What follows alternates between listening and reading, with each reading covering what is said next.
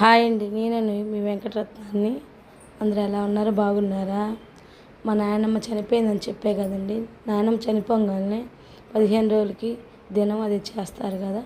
అది చేసినాక అందరికీ భోజనాలు అన్నీ అయిపోయినాక ఇంకా చాలా ఫుడ్ మిగిలిందండి. ఆ మిగిలిందంతా వేరేగా ఎందుకు పోగొట్టడం అని అన్నదానం కింద అందరికీ పెట్టేశామండి. చాలా చాలా బాగా జరిగింది. అసలుకి ఎంత బాగా జరిగిద్దని అనుకోలేదు. నాయనమ్మకు కూడా ఇష్టం అండి అలా అందరికి పెట్టడం అంటే. అందుకే అనుకుంటా తరగట్లేదు. ఎంత పెట్టినా కానీ అంత బాగా పెట్టామన్నమాట. చాలా చాలా బాగా నచ్చింది కూడా నాకు పెట్టడం. ఇంకా ఇలా పెట్టాలని అనుకుంటున్నాను మనసులో. నాకు దేవుడి దేవాల శక్తి ఇస్తే మటుకు దేవుడి దేవాల పెడతానండి అప్పుడప్పుడు.